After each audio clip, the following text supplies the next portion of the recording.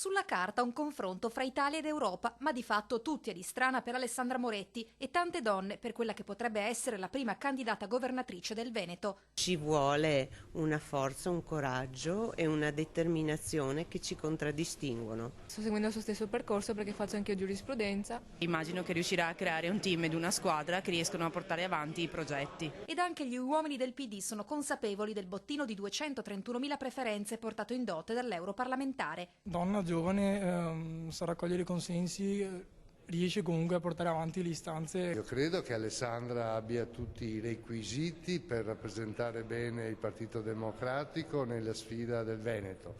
Questa è comunque una decisione che spetterà agli organismi, credo anche in maniera molto rapida ormai. Ma quando arriva lei si schermisce. Io non sono mai stata così tanto fotografata, adesso non so.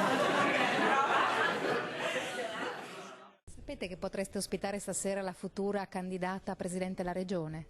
Per questo bisogna chiederglielo a lei. E difatti la base glielo chiede. Io sono venuto qua questa sera per una semplice cosa, per chiederle se lei è la candidata anti-Zaini. Allora questo...